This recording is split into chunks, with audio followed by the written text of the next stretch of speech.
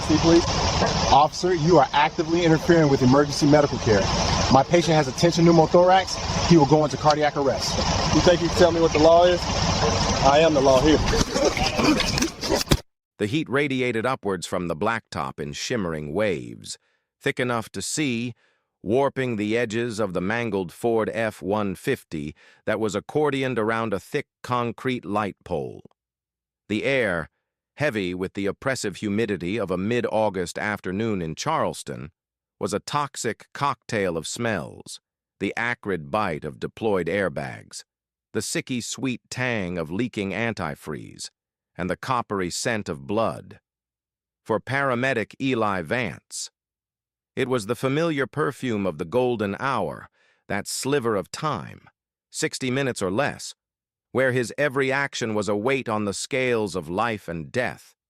He was barely 7 minutes into this one. His knees pressed against the scorching asphalt. His world contracted to the space of the driver's side window.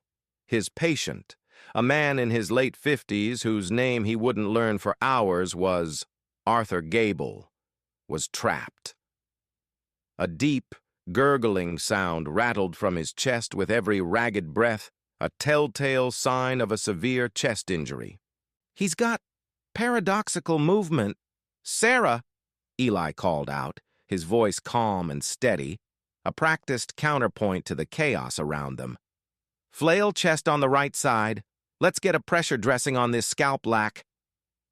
His partner, Sarah Jenkins, a 10-year veteran with a reassuring calm that matched his own, was already working, her hands a blur as she cut away the man's shirt. "BP is 90/60 and dropping. Tachy at 140, she reported, her eyes flicking from the monitor to Eli. "He's circling the drain."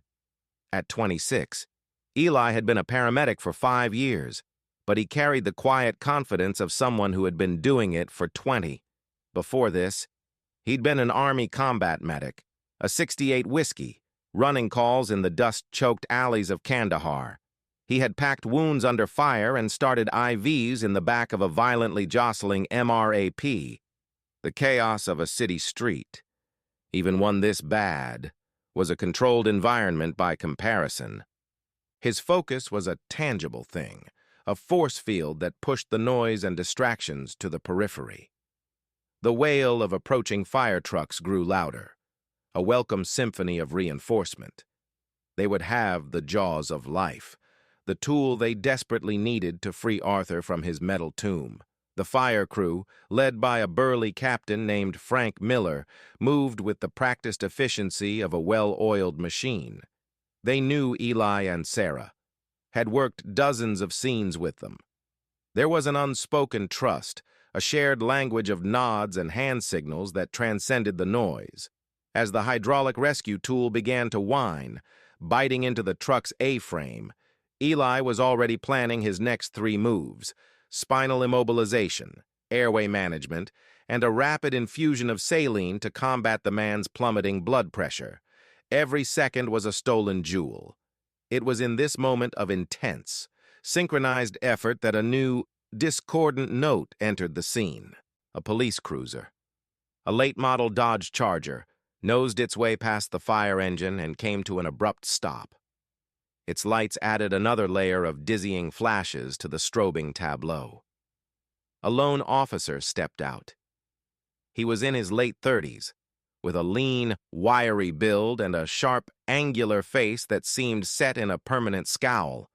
His uniform was crisp, his movements rigid and impatient. His name tag read N. Shaw. He surveyed the scene not with the collaborative eye of a fellow first responder, but with the critical gaze of a drill inspector looking for infractions. His eyes landed on their ambulance, which Eli had parked at a 45-degree angle to the scene, a standard fend-off position taught in every emergency vehicle operator course in the country. It was designed to create a protective barrier, a safe working zone for the rescuers against any civilian driver who might ignore the flares and blow through the perimeter. It was textbook. It was safe to Officer Nolan Shaw. However, it was an irritation. He strode forward, his boots crunching on the shattered safety glass that littered the road. He didn't approach the fire captain or the police sergeant who had just arrived and was beginning to tape off the area. He walked directly toward the heart of the medical operation. "This your bus?" he barked, his voice cutting through the groaning metal and the whir of the generator. He directed the question at Sarah, who was trying to secure a 14-gauge IV into Arthur's arm. She glanced up, her brow furrowed in confusion. "Excuse me, officer?" "Your ambulance," he repeated, jabbing a thumb toward the vehicle. "It's blocking the number 2 lane. I want it moved. Now." Captain Miller paused the jaws of life for a second, the sudden silence amplifying the absurdity of the demand. He looked over at Shaw. "Officer, we're in the middle of an extrication here. The ambulance is blocking for us. It's where it needs to be." Shaw's gaze flickered to the captain, his expression dismissive, before returning to Sarah. He completely ignored the man in charge of the fire scene. "I'm not talking to you. I'm talking to her," he said, his tone dripping with condescension. "The vehicle is a traffic impediment. Move it." Eli didn't look up from his patient. His hands were busy maintaining C-spine stabilization, his fingers resting gently on Arthur Gable's neck. "That ambulance isn't going anywhere until our patient is safely inside it," Eli stated, his voice level but firm, loud enough to be heard over the renewed shriek of the hydraulic tool. "We have a critical trauma. Officer, this scene is not about traffic flow right now." It was a simple statement of fact, a clarification of the unwritten but universally understood rules of engagement. At a medical call, the paramedics ran the show. At a fire, the fire department was in charge. The police secured the scene and investigated the crash. You did not interfere with life-saving measures for the sake of a clear lane on a road that was already completely shut down. It was a rule born of simple, irrefutable logic. But Officer Nolan Shaw was operating on a different kind of logic, one dictated by ego and the perceived power of his badge. He saw a black paramedic, younger than him, correcting him, and he didn't like it one bit. The golden hour was ticking, and an intruder had just walked into the middle of it, ready to set it on fire over a parking spot. The air thickened, the tension suddenly having nothing to do with the life hanging in the balance inside the crushed pickup. Officer Shaw's face, already a mask of impatience, tightened into a knot of resentment. The paramedic hadn't just disagreed with him, he had defied him. In Shaw's rigid worldview, there were 2 categories of people: those who complied with his orders and those who were obstructing justice. There was no middle ground, no room for professional nuance or interagency cooperation. "I wasn't asking, I was telling you," Shaw said, taking a step closer, his shadow falling over Eli. He was deliberately invading their workspace, a breach of protocol that was as unprofessional as it was dangerous. "That vehicle is a hazard. I'm giving you a direct, lawful order to move it." Sarah Jenkins, still struggling to find a viable vein in Arthur's arm as his blood pressure continued to bottom out, looked up at Shaw with sheer disbelief. "Officer, with all due respect, my patient is dying. His chest is crushed. He can barely breathe. And we are losing him. Moving that ambulance is the last thing on our minds." She gestured with her head toward the mangled truck. "Our focus is on him." The plea to common sense, to basic human decency, was utterly lost on Shaw.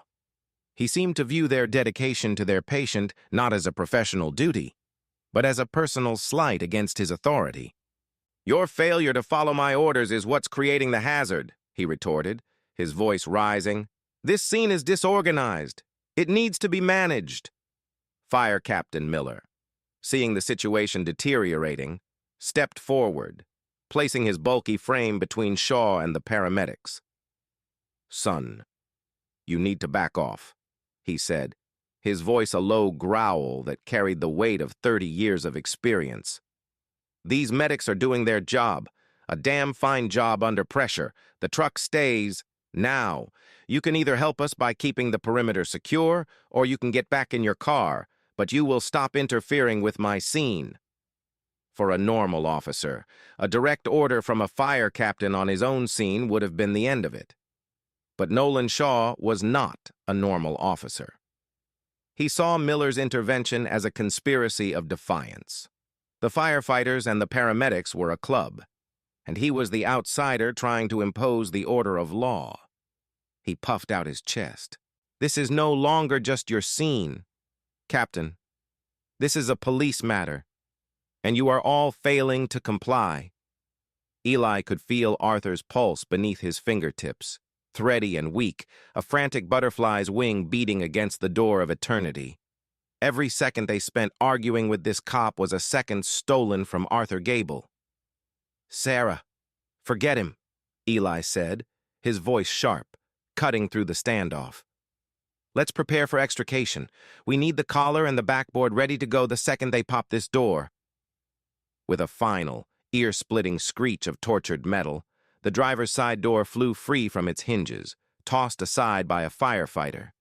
The space they needed was finally clear. Okay, let's move, Eli commanded. On my count. We're putting the C-collar on. 1, 2, 3. The team moved as one. A seamless choreography of life-saving, as Sarah and a firefighter worked to secure the collar around Arthur's neck. Eli continued to maintain manual stabilization, his eyes scanning his patient. The man's skin was now a pale, clammy gray. His breathing was shallower, the gurgling sound more pronounced. He was running out of time. Officer Shaw watched this flurry of activity, his arms crossed, his face a thunderous mask, their refusal to engage with him, their focus on the dying man, seemed to infuriate him more than any direct argument. He saw it as the ultimate sign of disrespect. He unclipped his radio from his shoulder strap. The action was deliberate, theatrical. Dispatch. This is Unit 214, he said, his voice cold and clipped. I have non-compliant first responders at this scene. A paramedic is refusing to obey a lawful order. A wave of stunned silence rippled through the professionals. The firefighters paused their work. Looking from the radio to Shaw, Sarah froze, the backboard momentarily forgotten. It was a stunning escalation, a move so far outside the bounds of interagency protocol that it was almost unthinkable. He wasn't just being a problem anymore. He was actively sabotaging the rescue. Are you serious right now? Sarah breathed, her voice a mixture of outrage and shock. We are trying to save a man's life. Your partner should have thought of that before he decided he was above the law, Shaw said coldly. He then did the unthinkable. As Eli and Captain Miller began to position the backboard to slide it under Arthur, Shaw stepped directly into their path. Blocking them, he put a hand up, palm out, a gesture of absolute authority. You're not going anywhere, he said, his eyes locking onto Eli's. The situation has changed. Eli looked at the hand in front of him, then at the cold, unyielding fury in the officer's eyes. There was no reason there, no logic, only a brittle ego that had been fractured and was now lashing out. Officer, Eli said, his voice dangerously calm. You are actively and physically interfering with emergency medical services. That is a crime. Now get out of my way. He had cited the law, thrown the officer's authority back in his face. It was like striking a match in a room filled with gasoline. The world seemed to warp and slow down. The distant hum of traffic on the overpass, the thrum of the fire engine's diesel generator, the frantic beeping of the portable heart monitor they'd attached to Arthur. It all receded into a dull, featureless roar. The only thing in sharp focus was Officer Nolan Shaw's face, his features contorted by a rage that seemed completely disconnected from the reality of the situation. He wasn't a peace officer trying to restore order. He was a man who had been told no. and his entire sense of self was unraveling because of it. "You think you can tell me the law?" Shaw snarled, his voice low and menacing. "I am the law here." He reached out, not to push or to gesture, but to grab. His fingers wrapped around Eli's bicep, a sudden, shocking violation of personal and professional space. The firefighters stared, their tools hanging loosely in their hands. Captain Miller, who had seen his share of insanity in 3 decades, took a half-step forward, his voice a bellow of command. "Shaw, stand down! That's a direct order!" But Shaw was no longer listening. He was in his own universe, a place where his authority was absolute, and any challenge to it had to be crushed without mercy. He didn't see a dying man on the verge of coding. He didn't see a team of dedicated professionals trying to save him. All he saw was defiance, personified by the calm, dark-skinned paramedic who refused to bend to his will. In his mind, he was putting an insubordinate man in his place. "Sarah, get the stretcher!" Eli yelled, trying to pivot away, to keep the rescue in motion despite the officer physically attached to him. "We're leaving now!" But Shaw moved with him, a larger, heavier man using his body as an instrument of intimidation. "You're not leaving," he repeated, his voice tight. This time, his hand didn't just grip, it clamped down, his fingers digging into Eli's arm with painful force. "You're being detained." The word detained hung in the hot, sticky air, an obscenity in this context. It was a declaration of war against the very purpose of their presence. Eli felt a cold knot of fury tighten in his gut. He had stared down men with guns in Afghanistan who had shown more respect for the sanctity of a medical scene. "Let go of my arm, officer," Eli said, his voice dropping to a dangerously level tone. He didn't pull away. He knew from experience that any physical resistance, no matter how justified, would be twisted and used against him in a report. He held his ground, a statue of professional resolve. "My patient has a tension pneumothorax. I can hear it. His lung is collapsing, and it's starting to shift his heart. He will go into cardiac arrest within the next 2 minutes if I don't decompress his chest. Do you understand what I'm telling you?" He was giving Shaw an out. He was laying out the medical facts in stark, simple terms, appealing to any shred of human decency that might be buried under the layers of ego. It was a chance for the officer to back down, to pretend it was all a misunderstanding. Shaw heard only the defiance. "You're done giving orders," he snarled, his grip tightening. "Time to learn about compliance." With a sudden, violent jerk, he yanked Eli away from the patient. The force was so unexpected that Eli stumbled back, his boots slipping on the scattered debris. Captain Miller lunged forward instinctively to steady him, but Shaw shot him a look that was pure venom. "Don't get involved, Captain. This man is now my prisoner." The fragile chain of command, the entire coordinated rescue effort, shattered into a million pieces. It devolved into a scene of stunned, horrified disbelief. Arthur Gable lay on the backboard, his life literally hanging by a thread, while the lead paramedic was being manhandled by a police officer. Sarah stood frozen, her face a mask of indecision and terror. She was now the sole advanced medical provider for a patient who needed an entire team. "Someone get my patient!" Eli cried out, his professional composure finally cracking, not from fear for himself, but from sheer, unadulterated terror for the man he was being forced to abandon. "Sarah, go! Don't worry about me. Get him in the bus and go!" The desperate plea snapped Sarah out of her trance. She and 2 firefighters scrambled to get Arthur onto the stretcher, their movements now clumsy and rushed without Eli's steady guidance. Every jostle, every fumbled strap was a potential death sentence. Shaw, meanwhile, spun Eli around, forcing his arms behind his back with a practiced, painful efficiency.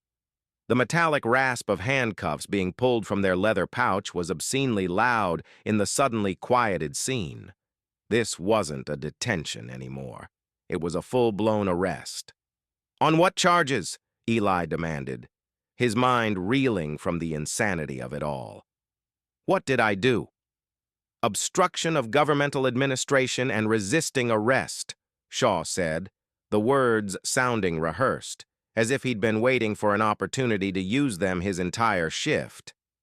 "I wasn't resisting, I was treating a patient," Eli protested, but it was like shouting at a brick wall.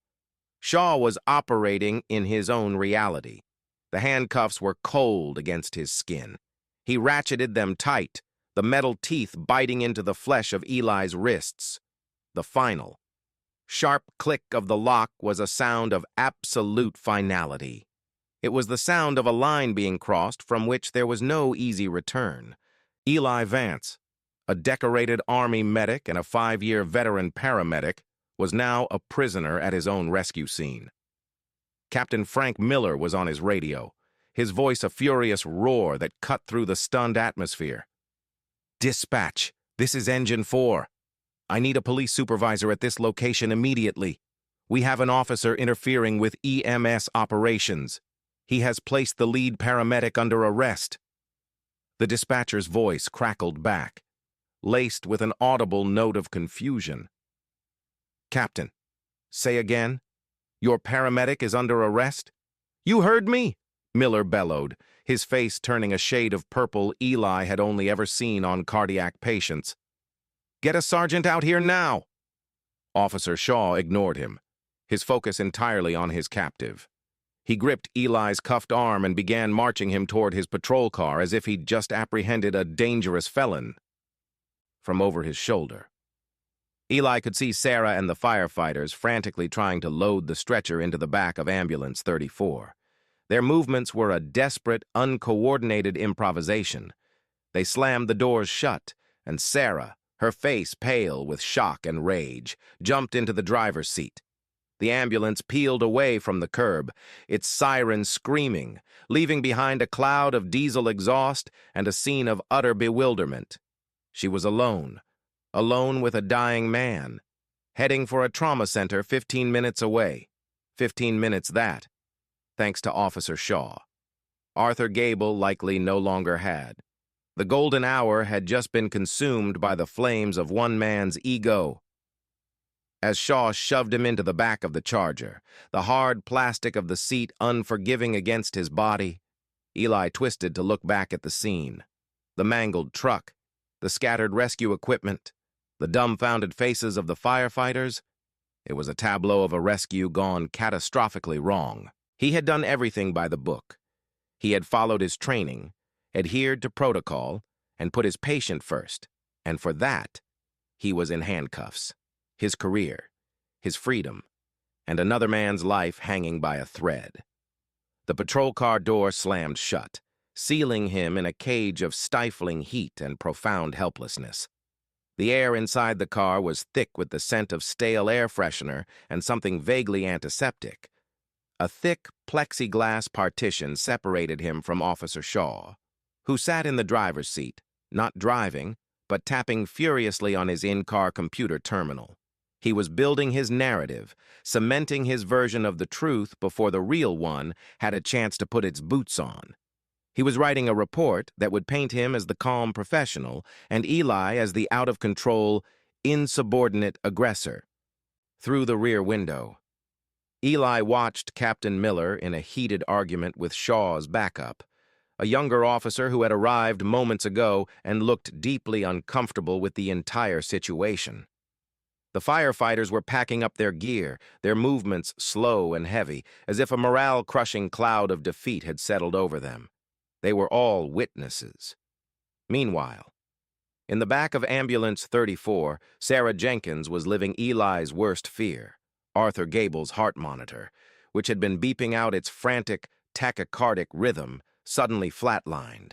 The series of urgent beeps devolved into a single, terrifying, continuous tone. "No! No! No! Damn it!" Sarah screamed, her voice cracking with panic. She was doing 70 miles per hour down the interstate, weaving through traffic, a one-woman crew fighting a battle she was destined to lose. She couldn't drive and perform CPR at the same time. It was impossible. She slammed her hand on the radio button on the console. "Dispatch! Ambulance 34 to University Medical. I have a patient in traumatic cardiac arrest. My ETA is 5 minutes. I need a full trauma team on standby." Her voice was strained, filled with the hot, bitter injustice of it all. Her partner, the person she trusted with her life, the calm center of every storm, was in the back of a police car because he wouldn't move their ambulance. She pushed the accelerator to the floor, praying for a miracle she knew wouldn't come. She knew with a sickening certainty that every second of the delay Shaw had created on scene was now being paid for in coin of Arthur Gable's blood. The chaos Shaw had sown was now being reaped, and the harvest was death. Back in the patrol car, Shaw finally finished his report.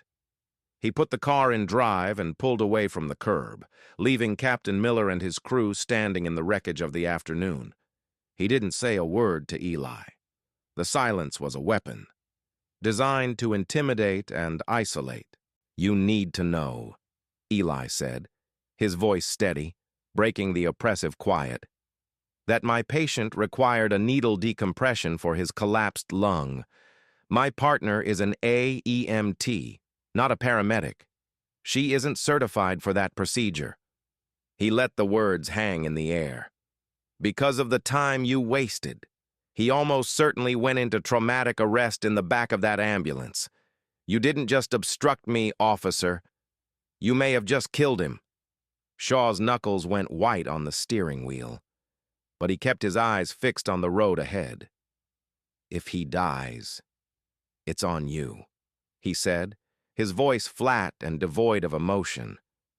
"You're the one who wouldn't cooperate." The sheer, unadulterated absurdity of the statement left Eli speechless. It was a glimpse into a mind so shielded by its own authority that it could no longer distinguish between right and wrong. He had manufactured a crisis and was now blaming Eli for the consequences. The drive to the downtown precinct was a blur of sun-drenched streets and suffocating tension. A man was dead or dying, and Eli Vance, the man who had been trying to save him, was on his way to jail. The Sally Port door of the central precinct ground shut behind the patrol car with a sound of heavy finality, sealing Eli off from the outside world. Shaw led him out of the car, his hand once again clamped firmly on Eli's arm, and marched him into the central booking area. The place was a hive of controlled chaos. Phones rang incessantly, keyboards clattered, and officers moved with a sense of purpose, their voices echoing off the linoleum floors and drab, concrete walls. As Shaw guided him toward the processing desk, a strange ripple of silence followed them. Cops were accustomed to seeing suspects in handcuffs, but they weren't used to seeing them in the dark blue uniform of a paramedic. The Star of Life patch on Eli's sleeve, a symbol of help and healing, was a stark contradiction in this environment. Heads turned. Conversations paused. They knew what he was, if not who he was. He was one of them, a first responder. He was on the same team, or he was supposed to be. The booking sergeant, a man with a weathered face and the name Kowalski stitched above his pocket, looked up from his paperwork. His gaze fell on Eli, still in his uniform, then shifted to Officer Shaw. The sergeant's expression, already tired, soured into one of profound irritation. "Shaw, what in the hell is this?" he asked, his voice a low grumble. "Obstruction and resisting," Shaw stated flatly, as if he were booking a common drunk. "He was interfering at an MVA." Kowalski stared at Eli's uniform, at the grease stain on one knee from kneeling on the asphalt, at the exhaustion etched onto his face. He'd been a cop for nearly 30 years. He knew a garbage arrest when he saw one, and this one smelled worse than most. He let out a long, weary sigh that seemed to carry the weight of the entire department's poor decisions. "All right, take him over there," he said, gesturing with a pen toward a small, sterile processing area. The systematic stripping of his identity began. It was a humiliating, impersonal process designed to reduce a person to a set of data points and potential threats. His pockets were emptied. His wallet, his keys, his phone, his trauma shears, tools he used to save lives, were unceremoniously dropped into a large Ziploc bag and labeled as evidence. They took his shoelaces and the belt from his uniform pants. Small indignities meant to ensure he couldn't harm himself. Then came the fingerprints. A young female officer who looked barely out of the academy gently took Eli's hands. She rolled each of his ink-stained fingers onto a card with a practiced touch. She wouldn't make eye contact, her embarrassment a palpable thing in the air between them. "Sorry about this," she muttered under her breath, so low only he could hear. Eli remained silent through it all, his training as a medic and a soldier kicking in. You controlled what you could control: his breathing, his posture, his voice. He answered their questions in a calm, even tone. Name: Elijah Vance. Date of birth: May 12th, 1999. Address, phone number, occupation. When he said, "Paramedic," Sergeant Kowalski looked up from his computer screen and gave Officer Shaw a long, hard stare. "You got a problem, Sarge?" Shaw asked, his tone defensive, challenging. "I got a paramedic in my booking cell because his ambulance was parked wrong. That's my problem, Shaw," Kowalski grumbled, turning back to his screen. "Internal Affairs is going to have a field day with your paperwork on this one. I hope you dotted your I's." Next was the photograph. He was told to stand against a cinder block wall, a digital board with his name and booking number held under his chin. The flash was a blinding, disorienting pop of light. In that instant, he was no longer Eli Vance, decorated medic, respected professional. He was inmate number 75,319, a mugshot, a number in a system that was grinding forward with an indifferent and unstoppable momentum. Finally, they placed him in a holding cell. It was a small concrete box with a single metal bench and a toilet in the corner. The heavy steel door slammed shut with a deafening clang, the sound of the lock echoing the finality of the handcuffs. He was alone. The adrenaline that had sustained him through the entire ordeal began to drain away, replaced by a profound, bone-deep weariness. He sat on the cold metal bench and finally allowed himself to take a deep, shuddering breath. He thought of Arthur Gable. Was he alive? Did Sarah get him to the hospital in time? Did he make it to the OR? The uncertainty was a physical weight, pressing down on his chest, heavier than any set of cuffs. He had sworn an oath, first to his country and then to his community, to do no harm, to dedicate himself to preserving life. Today, a man with a badge had prevented him from honoring that oath, and another man might pay the ultimate price. Through the small barred window in the cell door, he could see the activity of the precinct. He saw a police sergeant, the supervisor Captain Miller had demanded, arrive and go directly into the precinct captain's office. He saw other officers gathering in small groups, talking in low voices, their eyes occasionally flicking toward his cell. The story was spreading. The initial shock was turning into a low hum of departmental anxiety. They all knew what this looked like. A cop arresting a medic for doing his job. It was a public relations nightmare, an interagency disaster, and a lawsuit of epic proportions just waiting to be filed. An hour bled into 2. The precinct grew quieter as the day shift prepared to end. No one came to talk to him. No one read him his rights.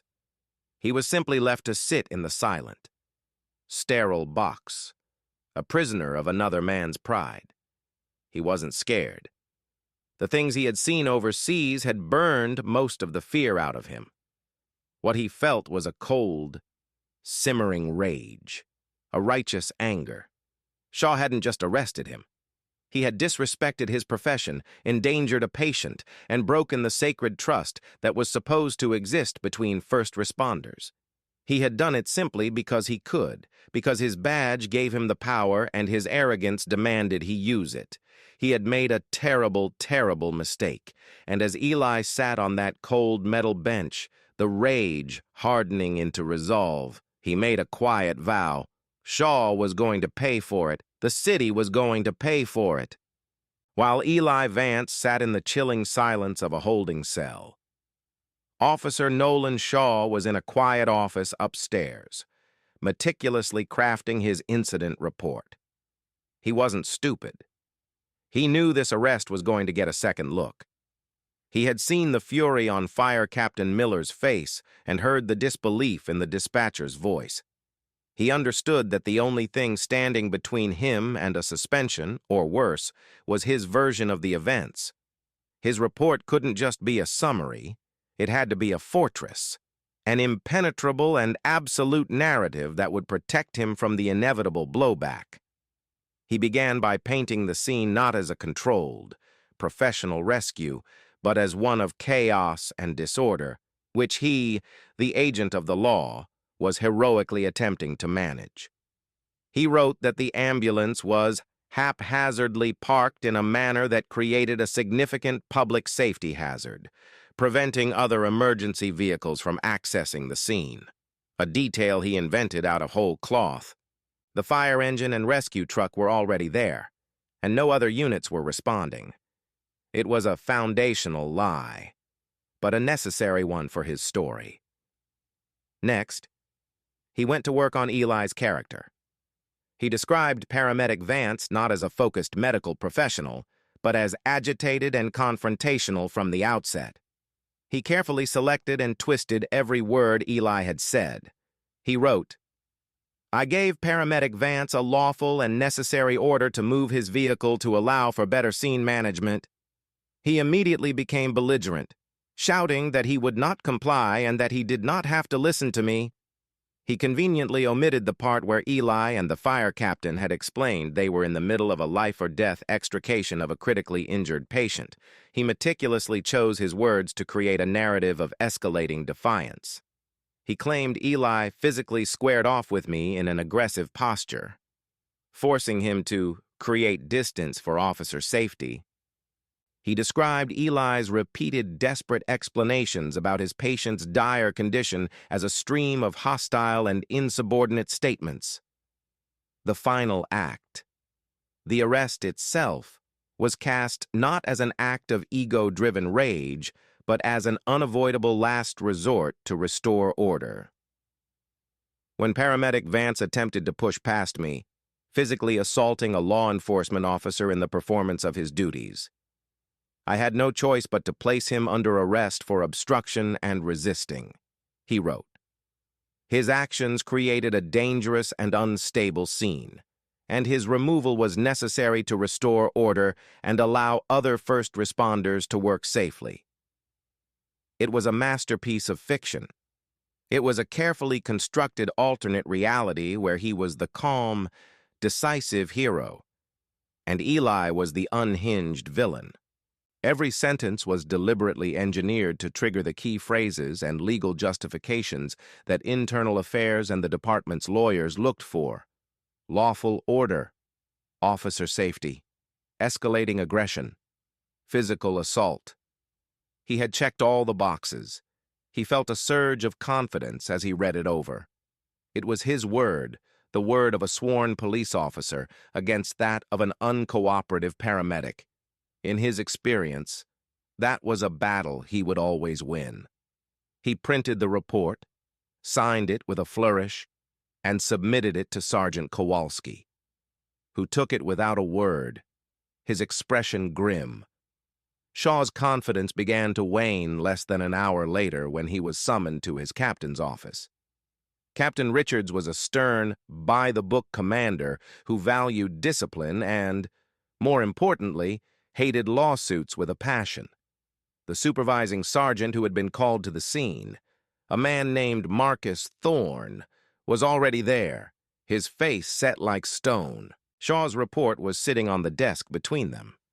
"Shaw, walk me through this," Captain Richards said, his voice deceptively mild. "You arrested a 5-year veteran paramedic in the middle of a trauma call." "Yes, sir," Shaw said, standing at attention, his posture ramrod straight. He was non-compliant and became physically aggressive. "It's all in my report." "I've read your report," Richards said, tapping a single finger on the paper. "A very detailed report. It says here he assaulted you. What were your injuries?" Shaw hesitated for a fraction of a second. "Sir, he pushed into me. It was the act of assault, not the degree of injury that necessitated the arrest." "What were your injuries?" "Shaw," Richards repeated, his voice harder now, the mildness gone. I was not injured, sir. So, a paramedic, who you outweigh by a good 30 pounds, assaulted you in the middle of a rescue, in front of numerous witnesses, without leaving a single mark," Richards said, his skepticism as thick as the humid air outside. "And you say his ambulance was blocking access. Sergeant Thorne's initial report says there were no other emergency vehicles trying to access the scene. The fire engine and rescue truck were already in place." "Sir, he was creating a traffic hazard for civilian vehicles," Shaw countered, grasping at straws. "It was a closed-off accident scene." "Nolan!" Sergeant Thorne cut in, his frustration finally boiling over. "There was no civilian traffic. I was there 10 minutes after you. The road was blocked with flares 100 yards in each direction."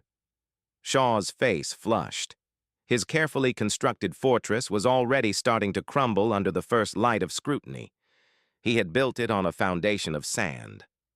"The fire captain, Frank Miller, also filed a report," Captain Richards continued, picking up another sheet of paper. "A man I've known for 20 years and whose word I trust implicitly. He says you were out of control, that you needlessly escalated a stable scene, and that you directly interfered with life-saving medical care.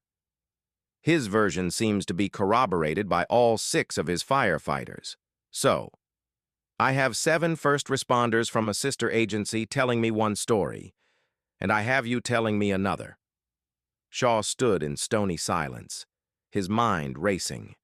He had underestimated the blowback. He had assumed the brotherhood of the uniform, the thin blue line, would offer him some protection. But this wasn't a cop versus a civilian. This was a cop versus 2 other emergency services, and he was the odd man out. "There's one more piece of this puzzle." "Shaw," Captain Richards said, leaning forward, his eyes narrowed. "Your body camera. I've requested the footage. It's being downloaded from the server as we speak. I trust that what I see on that video will perfectly match the detailed account in your sworn report." The color drained from Officer Nolan Shaw's face. The body camera. In his rage, in his single-minded focus on asserting his dominance, he had completely, utterly forgotten about the small black lens mounted on his chest, the silent, impartial witness that had recorded every word, every action, every crucial second of his catastrophic error in judgment. His meticulously crafted report was about to be obliterated by the one thing he couldn't argue with, the unblinking eye of the camera. While Shaw's lies were beginning to unravel at the precinct, Sarah Jenkins was at University Medical Center, trying to hold herself together. After a frantic, desperate effort in the trauma bay, the team had managed to get Arthur Gable's heart beating again. But the news from the lead trauma surgeon, Dr. Ramirez, was grim. "He arrested for at least 8 minutes total," Dr. Ramirez said, his face etched with a mixture of fatigue and frustration. "We got him back. But the prolonged lack of oxygen to his brain, it's not good. He's in the surgical ICU, but the neurological damage is likely severe. What the hell happened out there? Why the delay? The question hung in the air, heavy with accusation. Sarah's composure finally broke. "A cop arrested my partner," she said, the words tumbling out in a torrent of grief and fury. "He wouldn't let us leave.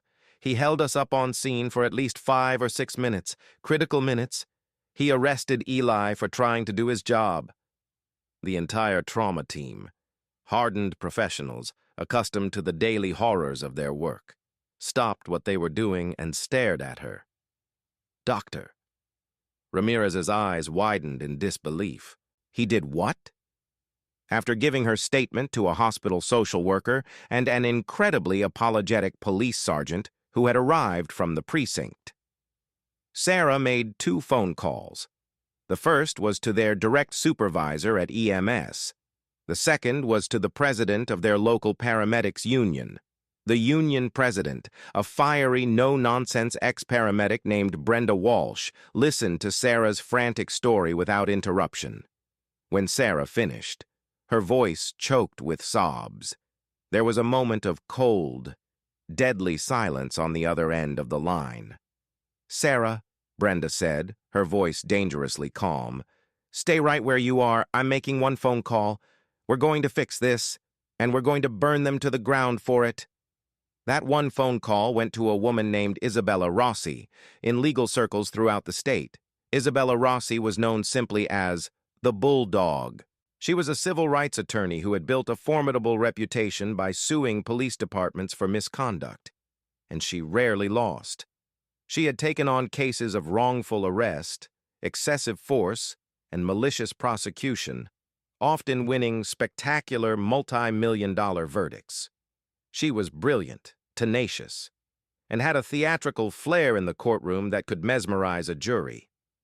She specialized in turning the missteps of arrogant officers and the negligence of their departments into legally binding consequences. When Brenda Walsh called, Rossi was just finishing a late dinner at her office. She put the call on speakerphone, listening intently to the details. The critical patient. The paramedic arrested for refusing to move an ambulance from a standard blocking position, the officer who ignored a fire captain, the potential for a catastrophic patient outcome. She could practically hear the legal dominoes lining up. This wasn't just a case of police overreach. It was a perfect storm of negligence, incompetence, and abuse of power, all directed at a sympathetic, unimpeachable professional who was on tape trying to save a life. It was the kind of case that made careers. "Where is he now?" Rossi asked, her voice sharp and focused. "Downtown precinct, in a holding cell." Brenda replied. "I'm on my way," Rossi said, already shrugging on her suit jacket and grabbing her briefcase. "Tell his partner not to talk to anyone else from the police department. Tell her to write down every single detail she remembers right now. While it's fresh, get the names and badge numbers of every officer on scene, and get the names of every single one of those firefighters. We're going to need them all." Less than an hour later, Isabella Rossi, dressed in a perfectly tailored navy blue suit that radiated quiet, expensive authority, strode into the downtown precinct. She moved with an unflappable confidence that made Sergeant Kowalski at the booking desk sit up a little straighter. "I am here to see my client, Elijah Vance," she announced, her voice smooth but firm, echoing slightly in the large, impersonal room. "My name is Isabella Rossi." The name sent a quiet shockwave through the officers within earshot. They knew who she was. Every cop in the city knew who she was. Having Isabella Rossi show up at your precinct was like having the IRS show up at your accounting firm. It meant you had done something very, very wrong. Sergeant Kowalski, who looked as if his day couldn't possibly get any worse, picked up his phone and made a call. A few minutes later, a harried-looking lieutenant appeared, after a brief, whispered conversation. Eli was escorted from his cell to a small, private interrogation room. When he walked in, he saw a tall, impeccably dressed woman with sharp, intelligent eyes who rose to her feet as he entered. "Mr. Vance," she said, extending a hand. Her handshake was firm. "I'm Isabella Rossi. Your union sent me. I'm here to get you out of this mess. And then," she added, a slow, dangerous smile spreading across her face, "we're going to make sure the people who are responsible for it are held fully, publicly, and financially accountable." Eli looked at her confident smile, her sharp suit, and the expensive leather briefcase on the table. For the first time since the cold steel of the handcuffs had closed around his wrists, he felt a flicker of something other than rage and helplessness. It was hope. The city had its system, its procedures, its infamous blue wall of silence. But now, he had a weapon of his own. He had the bulldog. The viewing room in the precinct's internal affairs division was small, windowless, and cold. The only light came from the large monitor on the wall, casting a pale, bluish glow on the grim faces of Captain Richards, Sergeant Thorne, and the precinct's internal affairs liaison, Lieutenant Wells. They had all read Officer Shaw's report. Now, they were about to see the truth. "Let's get this over with," Captain Richards muttered, and clicked play. The video began with the shaky first-person perspective of Officer Shaw pulling up to the accident scene. The first thing the camera captured was the ambulance, parked precisely as Eli had been trained to park it, at an angle, creating a safe zone for the first responders. It was standard, professional, and entirely appropriate. The audio was crystal clear, picking up the sounds of the extrication, the whine of the hydraulic tool, the clipped, professional commands of the firefighters. The scene was a model of controlled urgency. There was no chaos, no disorder, until Shaw himself stepped out of his car and created it. The camera's microphone, pinned to Shaw's chest, captured his first words in perfect fidelity. "This your bus? It's blocking the number 2 lane. I want it moved. Now." There was no preamble, no "how can I help?" No attempt to coordinate with the scene commander, just an immediate confrontational order.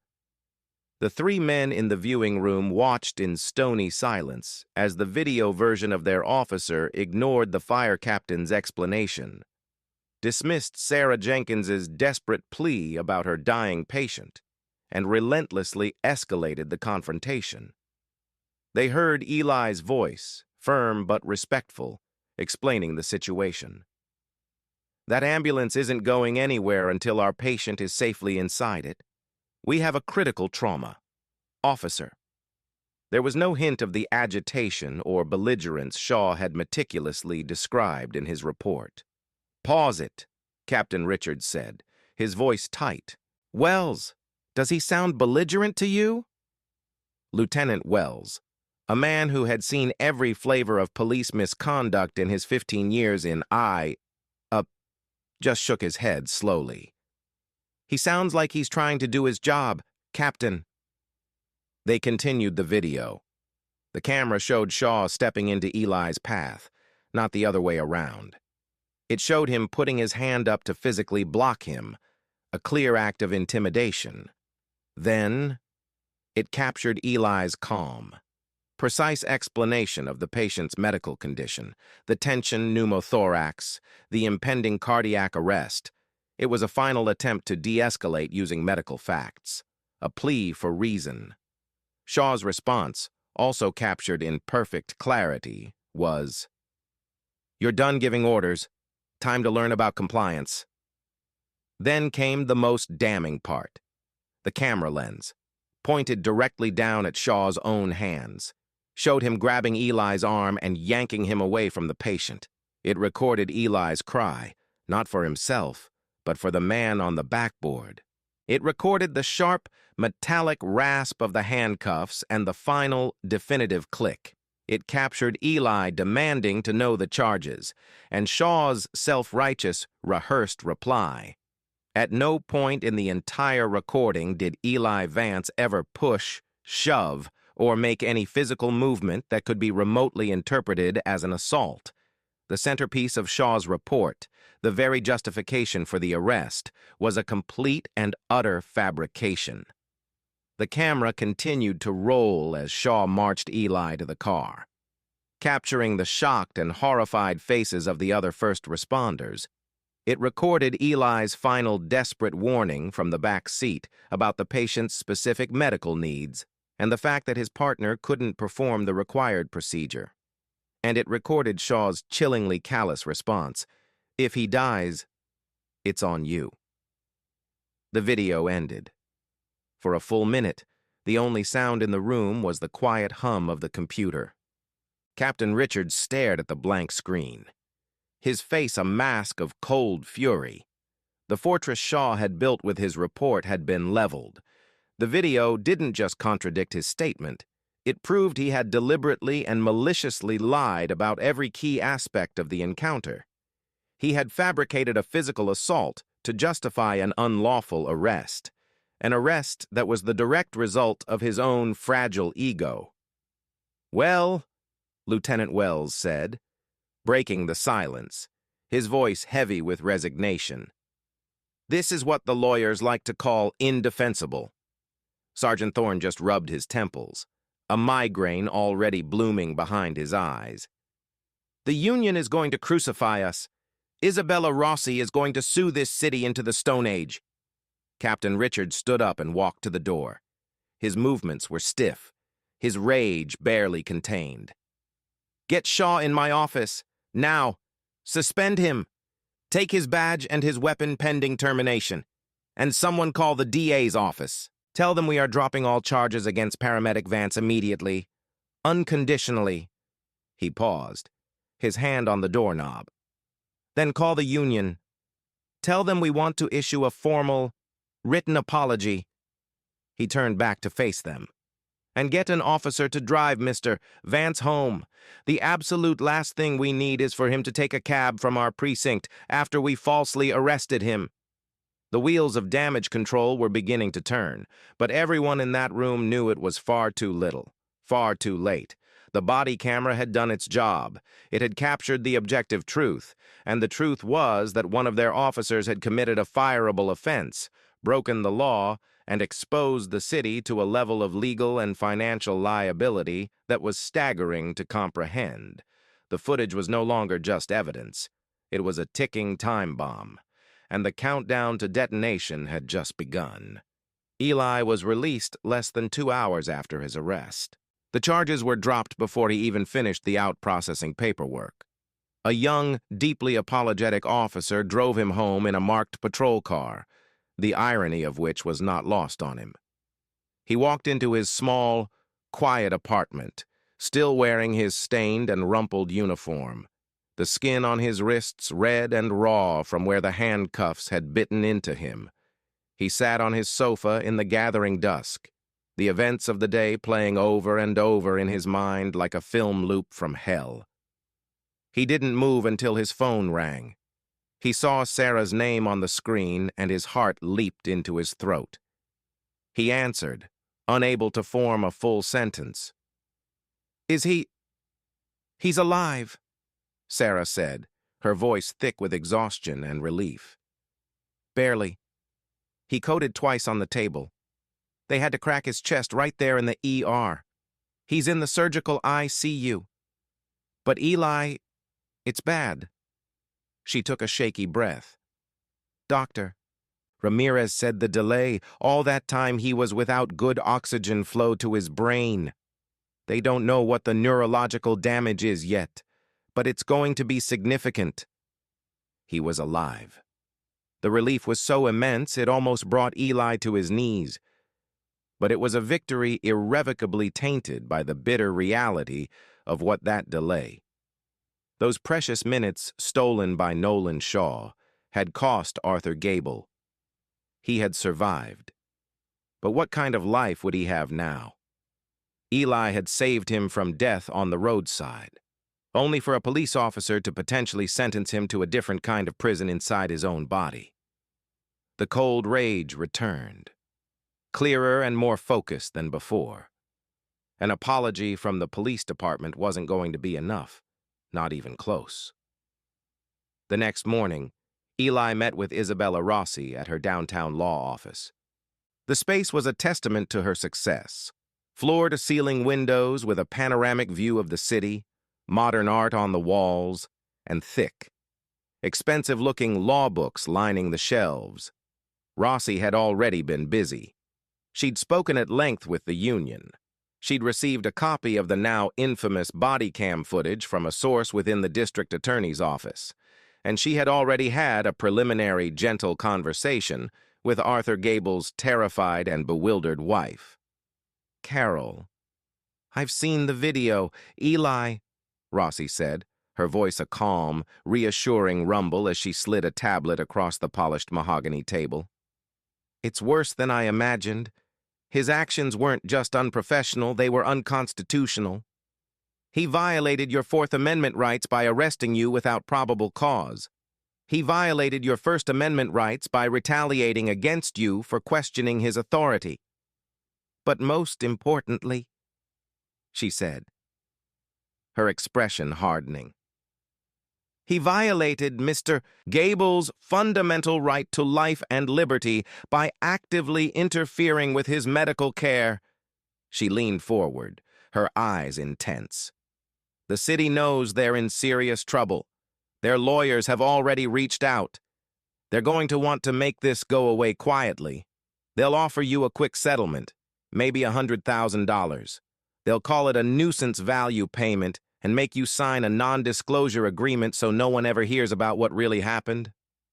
"I don't want their hush money," Eli said, his voice hard as steel. "I want this to never happen to another paramedic again. I want him off the street, for good." A slow, confident smile spread across Isabella Rossi's face. "That's what I was hoping you'd say." 3 days later, the lawsuit was filed. It wasn't a simple state-level claim for damages. Rossi went federal. The complaint was a legal work of art, a 50-page document that read like a declaration of war. Elijah Vance and the estate of Arthur Gable versus Officer Nolan Shaw, the city of Charleston, and the Charleston Police Department. It alleged a litany of civil rights violations, including unlawful arrest, false imprisonment, malicious prosecution, and most damningly, a state-created danger by actively interfering with life-sustaining medical treatment. The complaint didn't just name Officer Shaw, it named the city and the police department as co-defendants, arguing that they had a pattern and practice of failing to properly train and discipline their officers. It argued that the city's deliberate indifference to Shaw's past behavior, Rossi's investigators had already uncovered a history of citizen complaints for his aggressive attitude, had directly led to the violation of Eli's rights and the catastrophic, life-altering injuries suffered by Arthur Gable. And then there was the question of damages. Rossi wasn't asking for $100,000. She was asking for $15,200,000. The number was audacious, shocking, and deliberately chosen. It was a figure designed to make headlines, to make the city council choke on their coffee, and to signal that this was not a nuisance lawsuit. It was an existential threat. It was a price tag placed on a few minutes of a police officer's wounded pride. The filing hit the city like a bomb. The local news media, alerted by Rossi's office, ran the story on the evening news, complete with Eli's mugshot contrasted with a photo of him in uniform, receiving a commendation a year prior. The city manager's office was flooded with calls. The police chief was forced to hold a press conference where he gave a terse statement confirming that Officer Shaw had been placed on administrative leave pending a full investigation. The story was out. There would be no quiet settlement, no sweeping it under the rug. Isabella Rossi had made sure of that. The battle lines had been drawn, and the opening shot had just been fired in federal court. The discovery phase of a lawsuit is a slow, methodical war of attrition, fought not in a courtroom, but in conference rooms and file archives. For the next 6 months, Isabella Rossi's legal team was relentless. They subpoenaed Officer Nolan Shaw's entire personnel file, his training records, and every citizen complaint ever filed against him. They found a disturbing pattern: 7 complaints in 4 years, all alleging excessive force, verbal abuse, or an overly aggressive attitude during minor traffic stops. None had ever resulted in more than a verbal reprimand. They took sworn statements, known as depositions, from Sarah Jenkins, Fire Captain Frank Miller, and every firefighter who was on the scene that day. Each testimony, given under oath, corroborated the same story. Eli Vance was a consummate professional, calm under extreme pressure, and Nolan Shaw was an aggressive, out-of-control officer whose ego had single-handedly manufactured a life-threatening crisis. The hospital provided Arthur Gable's complete medical file, a heartbreaking document that detailed the catastrophic consequences of the on-scene delay. The records showed he had suffered a massive hypoxic brain injury due to prolonged oxygen deprivation. He had survived, but he was a ghost of his former self. He was left with severe left-sided paralysis, a permanent tremor in his right hand, and significant cognitive impairment. He would never work as an accountant again. He would need round-the-clock care for the rest of his life.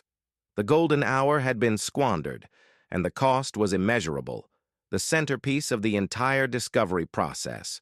However, was the deposition of Officer Nolan Shaw himself. He arrived at Rossi's sleek, modern office, flanked by 2 attorneys from the city's legal department. He wore a crisp suit, his posture as rigid as ever, but there was a new tension around his eyes, a flicker of uncertainty that hadn't been there before. He was no longer on his own turf. Here, in this glass-walled conference room, Isabella Rossi was the one with all the authority. The deposition was recorded on video, a small camera in the corner capturing every flicker of expression, every bead of sweat. For 8 grueling hours, Rossi picked apart Shaw's story, her questions as precise and sharp as a surgeon's scalpel. "Officer Shaw," Rossi began, her tone deceptively conversational. "In your official report, you state that Paramedic Vance's ambulance was creating a significant public safety hazard. Could you please describe that specific hazard for me?" "It was blocking a lane of traffic," Shaw said, sticking to his script. "A lane of traffic on a road that had been completely closed off to the public by your own department's flares and Sergeant Thorne's patrol car, correct?" Rossi asked, not looking up from her notes. Shaw hesitated.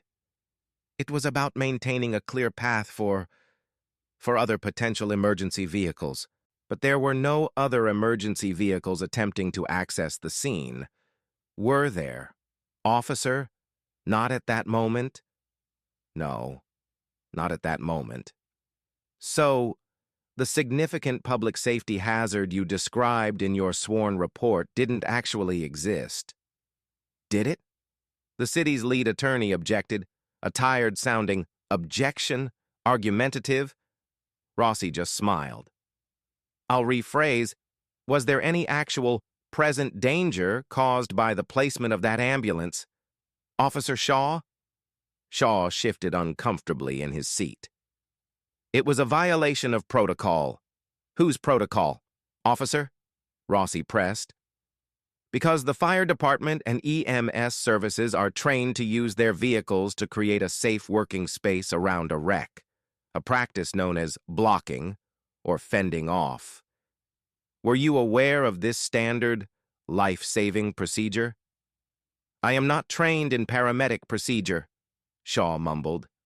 "Precisely," Rossi said, her voice like silk. "And yet you felt your judgment about traffic management. A non-existent threat was more important than the paramedic's judgment about his dying patient. Is that a fair assessment?" Again. The objection came, and again. Rossi moved on, having already made her point for the camera. She spent the next hour dissecting Shaw's claim that Eli had been belligerent and confrontational.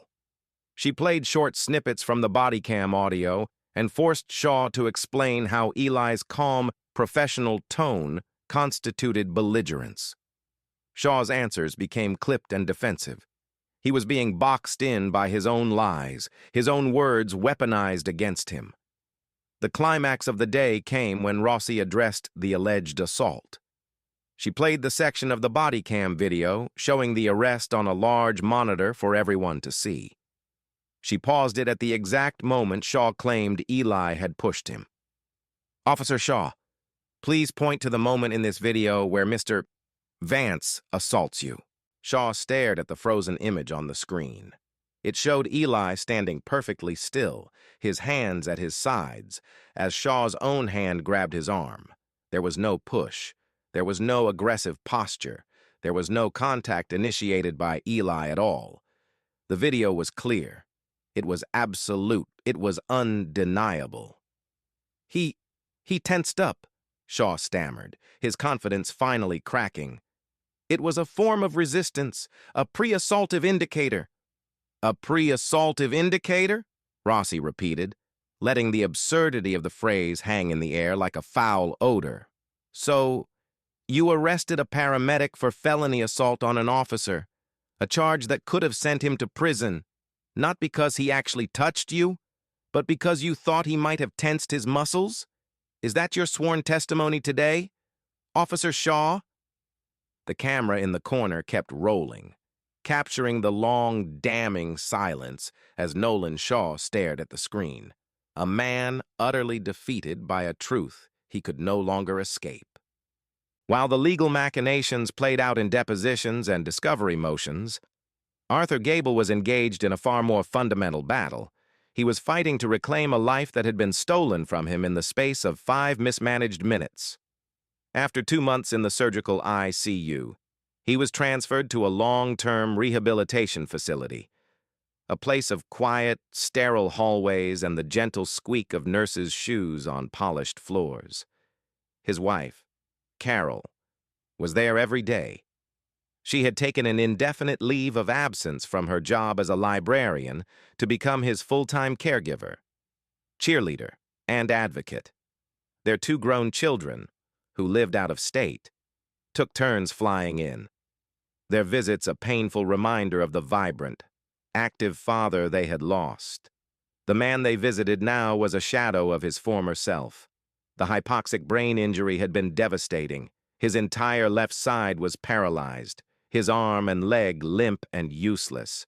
The man who had once meticulously balanced the books for a dozen small businesses and hiked sections of the Appalachian Trail on weekends could no longer hold a fork or stand on his own.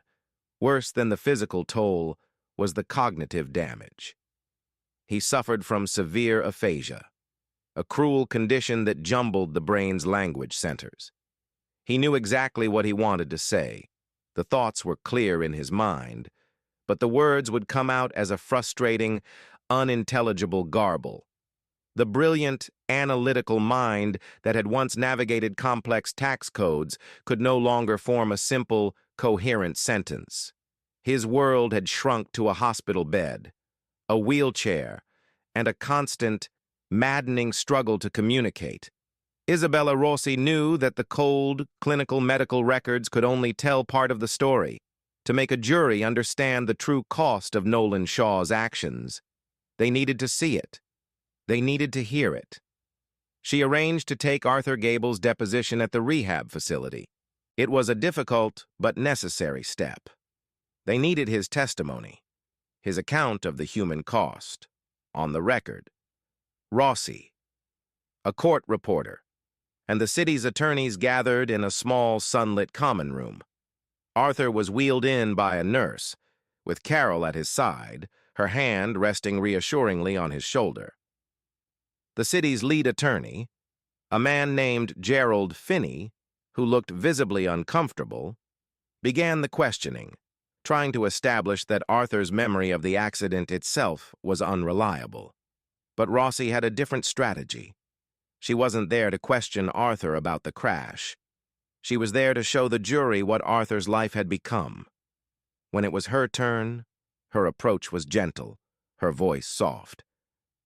"Mr. Gable," she began. Can you tell us what you do for a living? Arthur's face contorted with the immense effort of trying to summon a single word. He opened his mouth, and a stream of disconnected sounds emerged. Ack, num, no, books, monai. He slammed his good hand down on the arm of his wheelchair in frustration, his eyes welling up with tears of pure rage at his own mind's betrayal. Carol reached out and squeezed his shoulder, whispering words of encouragement only he could hear. Rossi let the painful, heavy silence sit in the room for a long moment before moving on. Mr. Gable, I understand you have a granddaughter named Lily? Arthur's face lit up for a brief, beautiful second. Yes, he managed, the word clear and bright, a small victory. Lily! Can you tell us about Lily? Rossi asked. Again, the struggle. She run, park, we read, book. He couldn't finish. The effort was too much.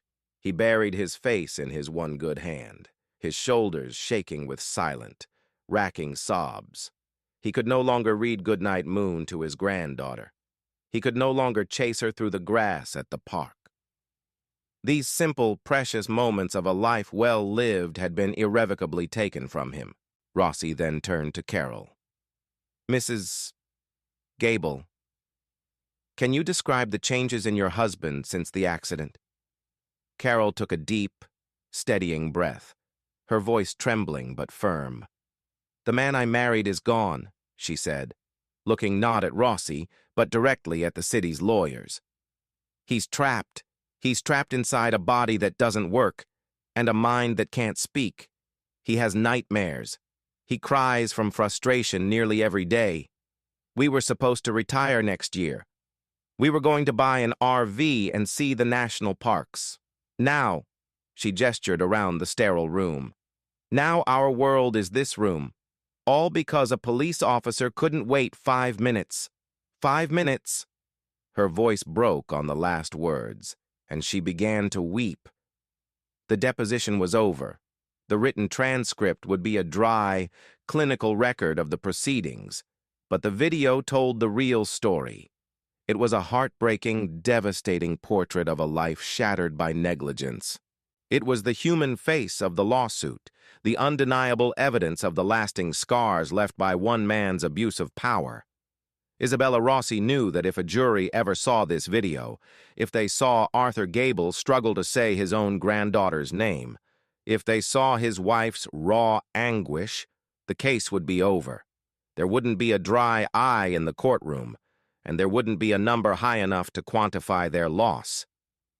This testimony had transformed the case from a dispute over civil rights into a profound American tragedy. And the city was about to be handed the bill. The city's legal department was in a state of quiet panic. The deposition video of Arthur Gable was a weapon of mass destruction, and Isabella Rossi had just aimed it squarely at the city treasury. They had seen the video of Nolan Shaw's deposition, where his lies were laid bare. They had seen the body camera footage that contradicted his report in every crucial detail. They knew they were in an indefensible position. Their lead attorney, Gerald Finney, was a man who prided himself on pragmatism. His job wasn't to determine moral right or wrong, it was to protect the city from financial ruin. He knew that taking this case to trial would be an act of municipal suicide. A jury would see Eli Vance as a hero, Arthur Gable as a tragic victim, and Officer Shaw as an arrogant bully. The verdict would be catastrophic. The only question was how to stop the bleeding. His first move was a phone call to Rossi. His tone was conciliatory, the voice of a man looking for a reasonable solution. Isabella, he began, we've reviewed the preliminary evidence, and while we firmly stand by our officer's right to maintain order at a chaotic scene, we recognize that litigation can be costly and unpredictable for everyone involved. To avoid a protracted legal battle, the city is prepared to offer your clients a settlement. Rossi waited, silent. We are prepared to offer $250,000, Finney said. Rossi let out a short, sharp laugh that was completely devoid of humor. Gerald, are you serious? Your officer's actions resulted in the false arrest of my client and the catastrophic, lifelong disabling of another man. Your offer wouldn't even cover the cost of the paper I used to print the complaint. My client was publicly humiliated, and Mr. Gable will require millions of dollars in medical care for the rest of his life. We are not even in the same zip code, let alone the same ballpark. Call me back when you're ready to have a real conversation. She hung up the phone. 2 weeks later, after Rossi filed a motion to compel the release of Shaw's 7 prior citizen complaints, arguing they were essential to proving the city's pattern of deliberate indifference, Finney called again. His voice was less confident this time. The offer had gone up. $750,000. Isabella, that's a very substantial offer. Rossi took the offer to Eli. They sat in her conference room, the sprawling city visible through the window behind her. It's a significant amount of money, she said, her tone neutral. It would certainly change your life, but it comes with an ironclad non-disclosure agreement. You could never speak publicly about what happened. Officer Shaw would probably be allowed to resign quietly, and the department would never have to publicly admit fault. It's their way of buying your silence and making the problem disappear. Eli looked out the window at the University Medical Center building in the distance, where Arthur Gable was still struggling through a painful and uncertain rehabilitation. He thought about Arthur trying to say his granddaughter's name. Did you tell them about Arthur's latest medical reports? Eli asked quietly. I did, Rossi confirmed. They know he'll never walk or speak normally again. They know his projected lifetime cost of care will be in the millions. They have the same documents we do. And they offer this? Eli said, a disgusted edge to his voice. This isn't about me. It was never just about me. If I take this money and sign their NDA, what changes? What stops another Officer Shaw from doing the exact same thing to another paramedic next year? To Sarah? To someone else? He shook his head firmly. No. The answer is no. We don't stop until they agree to fix the problem. Rossi nodded, a flicker of pride in her eyes. She had known he would say that. But as his lawyer, she had to present the offer. I agree, she said. So, we press on. The city's legal team was rattled. Isabella Rossi wasn't behaving like a typical plaintiff's attorney. She wasn't just posturing for a bigger payday. She and her client seemed genuinely committed to forcing systemic change. And they were willing to go all the way to a jury to get it. The optics of that were terrifying. They would have to put a decorated, articulate black paramedic on the stand to recount his ordeal, followed by the broken family of the man whose life was ruined. All of this would be contrasted with the video of their arrogant, dishonest officer. They wouldn't just lose. They would be annihilated. Their desperation led to one final, insulting legal gambit. They filed a motion in court arguing that Eli Vance shared contributory negligence for his own arrest. Their argument, in essence, was that if he had simply complied with Officer Shaw's lawful order to move his ambulance, none of the subsequent events would have happened. They were blaming him for being arrested, for prioritizing his patient's life over an officer's command. The motion was a spectacular miscalculation. It infuriated the federal judge, who dismissed it from the bench with a scathing lecture about wasting the court's time. It also leaked to the press, and the resulting public outcry was immense. The Paramedics Union organized a protest outside City Hall. The Firefighters Union issued a statement condemning the police department and the city's victim-blaming legal strategy. Editorials were written calling for Officer Shaw's immediate termination and the city attorney's resignation. The city had tried to play hardball. In doing so, they had managed to unite every first responder in the region against them and turn public opinion into a raging inferno. Gerald Finney's desperate gambit had backfired completely. He had wanted to intimidate Eli into a cheap settlement. Instead, he had made him a local hero and turned his lawsuit into a crusade for the rights of all first responders. The price tag for the city's mistake had just gone up exponentially. The public relations disaster created by the contributory negligence motion was the turning point. Before, the lawsuit had been a significant but manageable problem for the city administration. Now, it was a full-blown crisis. The local news channels played the body camera footage on a nightly loop. The image of a uniformed paramedic being handcuffed while trying to render aid was seared into the public consciousness. Eli Vance's face became a symbol of professionalism under duress, while Officer Shaw's became the face of police overreach. The protest outside City Hall was larger than anyone anticipated. Hundreds of off-duty paramedics, EMTs, and firefighters from across the state stood shoulder to shoulder in a sea of blue and navy uniforms. They carried signs that read, "A badge is not a scalpel," "Let medics be medics," and "Patience before parking." Captain Frank Miller, in his dress uniform, stood at a podium and gave a blistering speech. "We stand here today because one of our own was arrested for doing the job we are all sworn to do. Saving lives," he thundered into the microphone, his voice echoing across the plaza. "They want to blame him for not following an order. Let me be clear. The only order a paramedic follows at a medical scene is the one dictated by his patient's condition. The only authority he answers to is his medical director and his oath." The crowd roared its approval. The political pressure on the mayor and the city council became immense. Their phones rang off the hook with calls from angry constituents, the heads of the police, fire, and EMS unions, who normally had a tense and competitive relationship, issued a rare joint statement demanding a review of interagency protocols and calling the city's legal strategy a slap in the face to every man and woman who answers a 911 call. Inside the city's legal department, the mood was grim.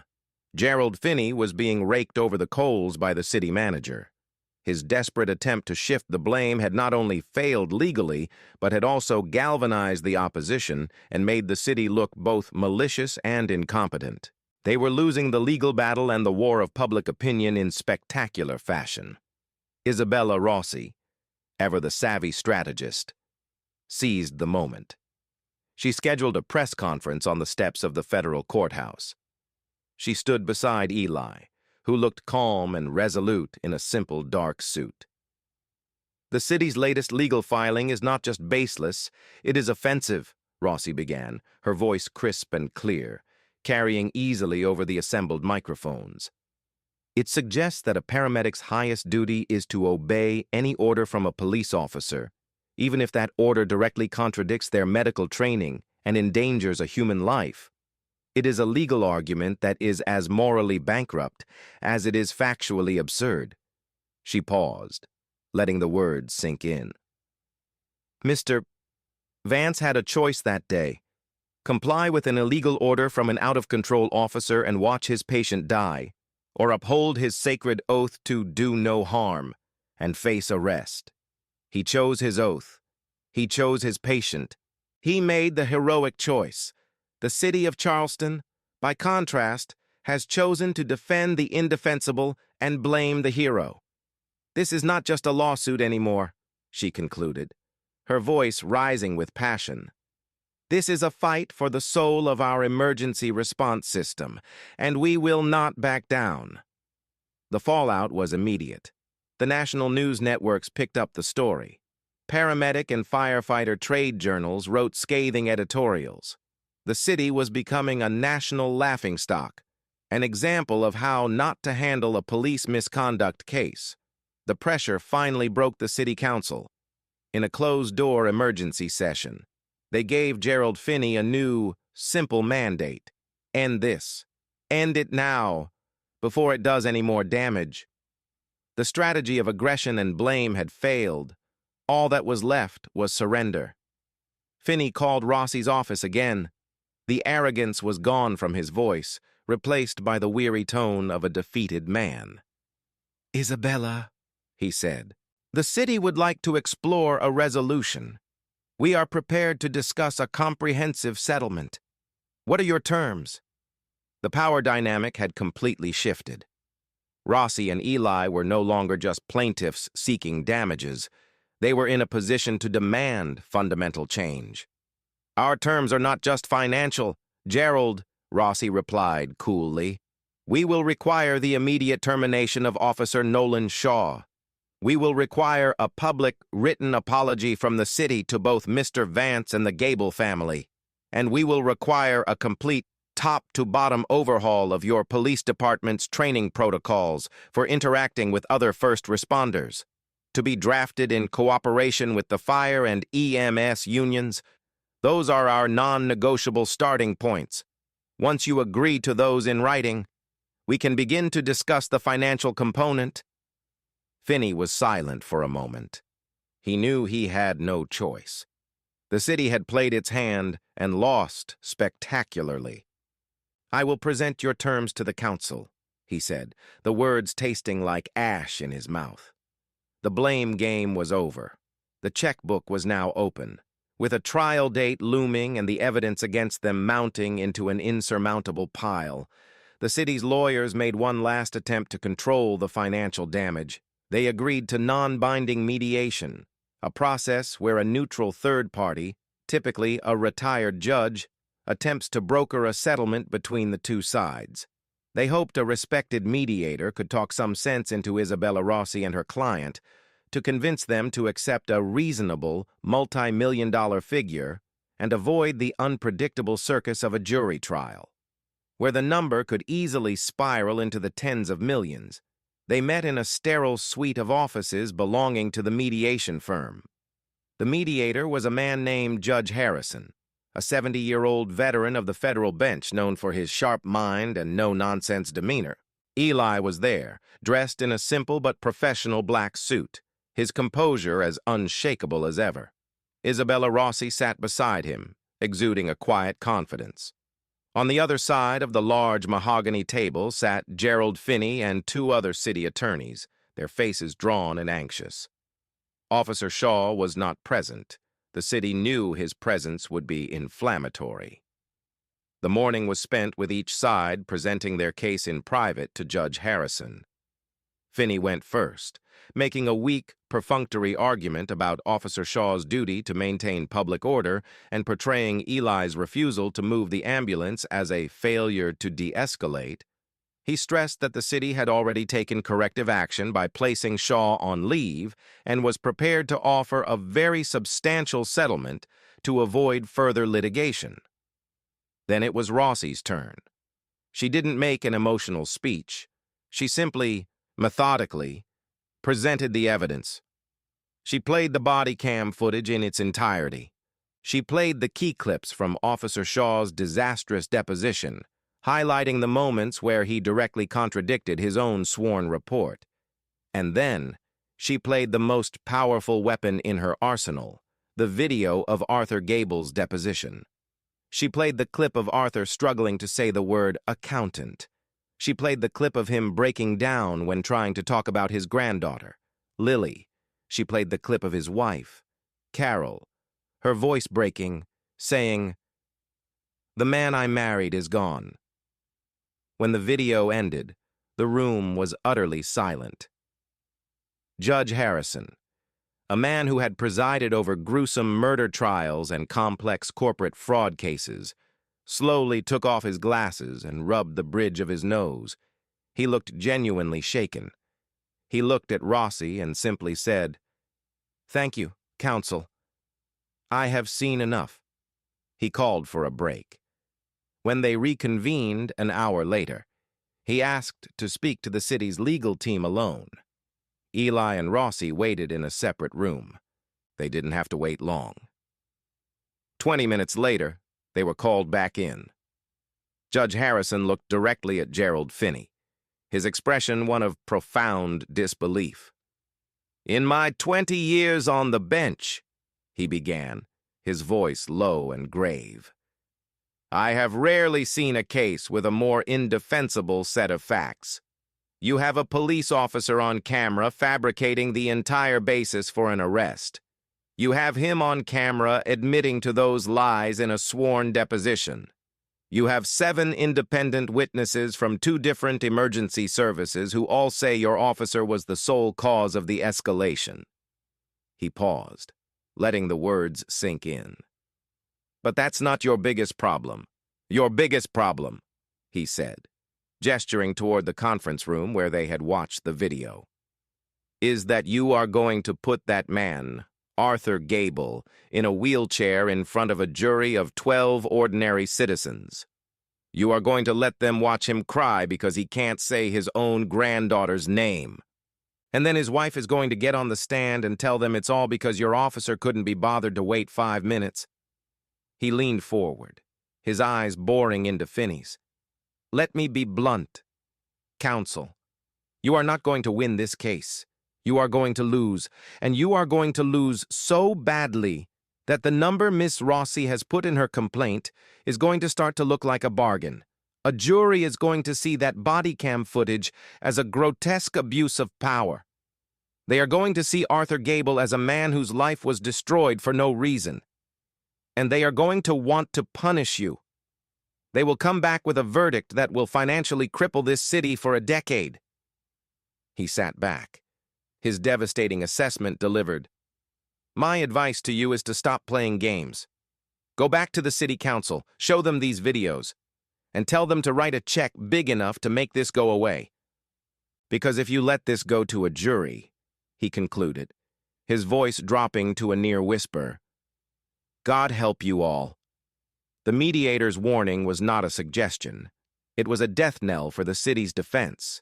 The last shred of hope they had of mitigating the damage had just been vaporized by a man whose entire career was based on predicting what juries would do. They were cornered, outmaneuvered, and facing a legal and financial catastrophe of their own making. The only thing left to negotiate was the final number of zeros on the check. Judge Harrison's blunt assessment was the cold shower the Charleston City Council desperately needed, faced with the mediator's dire prediction and the looming spectacle of a public trial that would be covered by national news. Their will to fight evaporated completely. The fantasy that they could somehow defend Officer Shaw's actions dissolved, replaced by the grim reality of fiscal responsibility. A jury verdict could be 20, 30, even $40 million, an amount that would necessitate massive budget cuts to essential services, painful tax hikes, and potential municipal bankruptcy. The risk was simply too great. The final settlement negotiations that followed were swift and decisive. Gerald Finney, humbled and defeated, was now focused on a single goal: damage control. The city's initial, insulting offers were ancient history. The conversation now started at 8 figures. Isabella Rossi, holding all the cards, was in complete control. She wasn't just negotiating for money, she was negotiating for justice and, more importantly, for systemic change. The final settlement was reached after a marathon session that stretched late into the night, mediated by Judge Harrison. The city of Charleston agreed to pay a total of $15.2 million. It was one of the largest settlements for a police misconduct case in the state's history. The sum was staggering, a public testament to the scale of the damage done. A significant portion of the settlement, $10 million, was placed in a specialized trust for Arthur Gable. It was structured to guarantee that his lifelong medical and caregiving needs would be met, ensuring his wife Carol would not have to bear that financial burden alone. The remaining $5.2 million was for Eli Vance, compensation for the violation of his civil rights, the damage to his professional reputation, the public humiliation of the arrest, and the emotional trauma of the entire ordeal. But for Eli and Rossi, the money was only part of the victory. The settlement agreement included a set of non-negotiable terms that were, in their view, arguably more important. First, Officer Nolan Shaw was to be terminated from the Charleston Police Department, effective immediately. There would be no quiet resignation, no chance for him to get a job in a neighboring jurisdiction. He would be fired for cause, with the internal affairs investigation and the video evidence placed permanently in his file, effectively ending his career in law enforcement. Second, the city had to issue a formal public apology to Elijah Vance and to the family of Arthur Gable. The apology, to be printed on the front page of the local newspaper and read aloud by the mayor at a press conference, had to explicitly admit that Officer Shaw's actions were a gross violation of departmental policy, that his use of force was unjustified, and that his interference had directly resulted in a catastrophic delay of emergency medical care. There would be no weasel words, no passive voice. It was a full and complete admission of fault. Third, and most crucially, the Charleston Police Department was required to completely overhaul its training protocols regarding interactions with other first responders. They had to work directly with the paramedics and firefighters unions to create a new, mandatory training curriculum for all officers, from rookies to veterans. This curriculum, which Rossi's team would have the right to review and approve, would explicitly state that at the scene of a medical emergency, the ranking paramedic on scene has ultimate authority over patient care and the placement of their vehicles. It would make clear that any interference by law enforcement in life-saving care, barring an active threat to public safety, would be grounds for immediate disciplinary action. This wasn't just a policy change, it was a fundamental shift in the culture of the department. The settlement was announced at a packed press conference the following week. Isabella Rossi stood at the podium, with Eli and a frail but determined Carol Gable at her side. She laid out the full terms of the agreement, her voice clear and strong. She didn't gloat. She simply stated the facts. This settlement is a victory not just for Eli Vance and the Gable family, but for every paramedic, every firefighter, every first responder who has ever been obstructed while trying to save a life, she declared. Let this be a message to law enforcement agencies everywhere. The badge is not a license to bully. Authority must be tempered with judgment, and there is no authority more important than the duty to preserve human life. The price for forgetting that lesson, she said, looking directly into the cameras, as the city of Charleston has learned, is steep. The money would ultimately be paid by the city's taxpayers. A harsh but necessary consequence for a municipality that had allowed an officer like Nolan Shaw to operate with impunity for so long.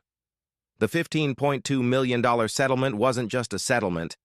It was an invoice. It was the bill for one officer's fragile ego, for 7 unheeded citizen complaints, for a system that protected its own instead of the public it was sworn to serve. It was the final, devastating price of a power trip that had lasted only a few minutes, but would cost a city, a family, and a dedicated paramedic for years to come. The settlement was a resounding victory, but its impact rippled far beyond the city limits of Charleston. The story, with its shocking body cam footage and the staggering price tag of the city's mistake, became a national case study in the consequences of police overreach. It was discussed on cable news, written about in major newspapers, and analyzed in law journals. Eli Vance, who had never sought the spotlight, found himself a reluctant symbol of professional integrity and courage. The case caught the attention of a state legislator named Maria Flores, a former prosecutor who chaired the state's powerful Judiciary Committee. She saw the incident not as an isolated event, but as a symptom of a systemic problem she had heard about for years: friction and power struggles between law enforcement and other emergency services at chaotic scenes. Eli Vance's case, with its undeniable video evidence and tragic outcome, provided her with the political ammunition she needed to enact meaningful, statewide change.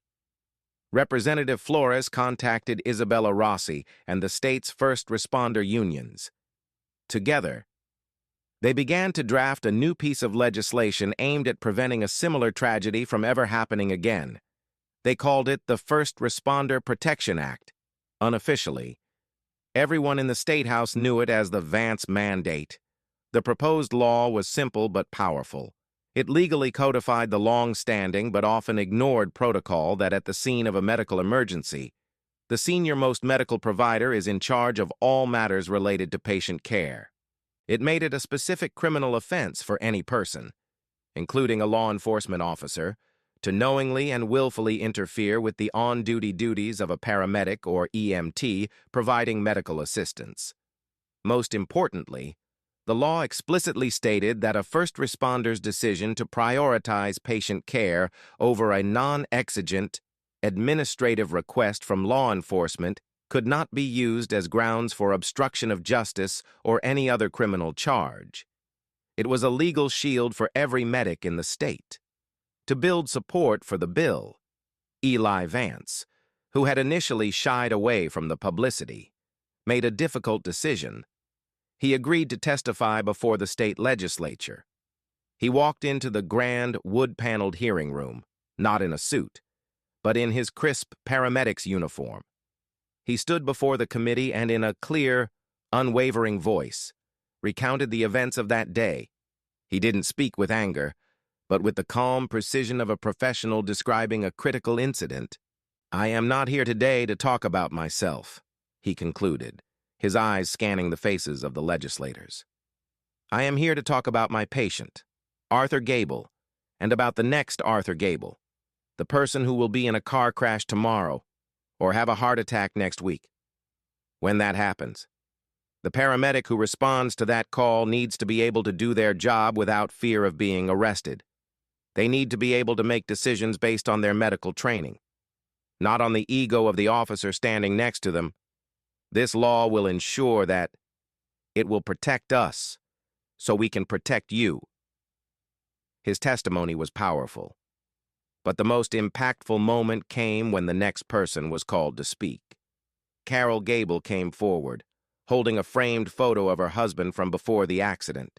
She didn't speak about legal principles or policy. She spoke about her husband. She described their life before, the hikes, the laughter, the plans they had. Then she described their life now, the feeding tubes, the physical therapy, the crushing silence where conversation used to be. "My husband is a good man," she said, her voice cracking with a grief that was raw and profound. "He is alive today because of Eli Vance's courage. But he will spend the rest of his life in a wheelchair because of one officer's pride. Please, pass this law. Do it for the next family, so they never have to know this pain." The combination of Eli's professional testimony and Carol's heartbreaking plea was unstoppable. The bill passed through the committee unanimously. It went to the full legislature, where it passed with overwhelming bipartisan support. 3 months later, the governor signed it into law in a public ceremony on the steps of the Capitol.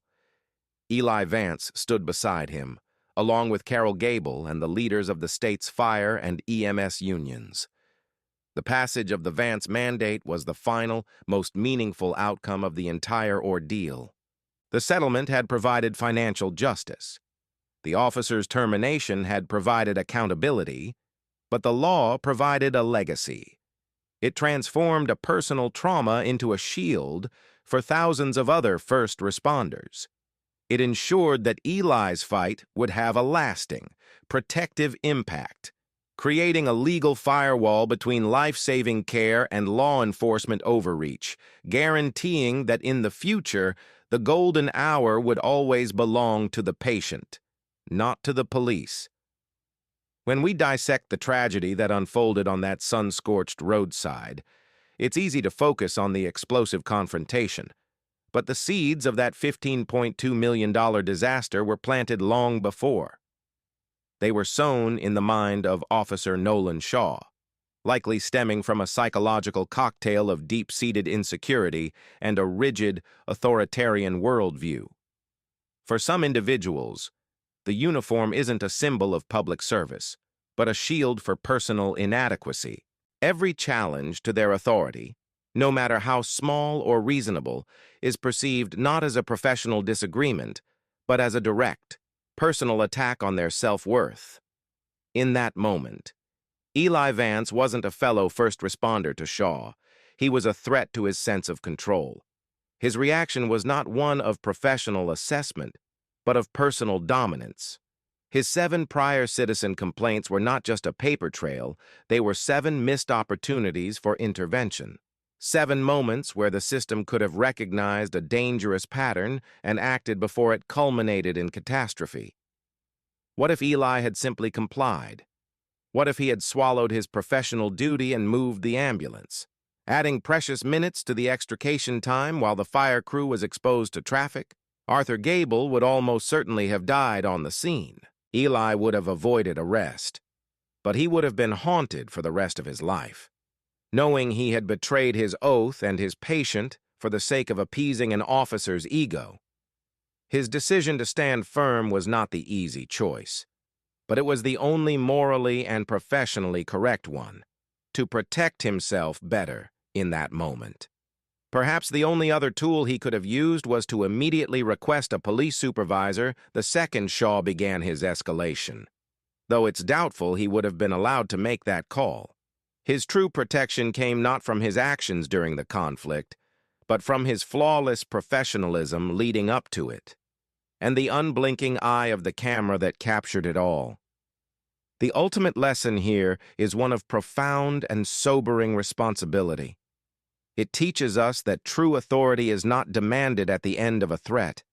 It is earned through respect, competence, and sound judgment. An officer's ego, a moment of pride, a fragile need to be in charge. These are luxuries that have no place at the scene of an emergency. When they are allowed to take precedence over human life, the cost is not just measured in dollars and cents from taxpayers' pockets, but in the irreplaceable currency of shattered lives and stolen futures. What do you think could have been done to change Officer Shaw's behavior before this incident? Do you believe the settlement and the legal changes were enough to truly fix the underlying problem? Let us know your thoughts in the comments below. Your perspective helps us all understand these complex issues better.